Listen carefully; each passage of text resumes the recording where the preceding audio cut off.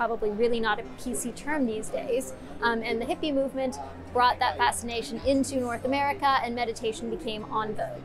It then sort of petered under the covers.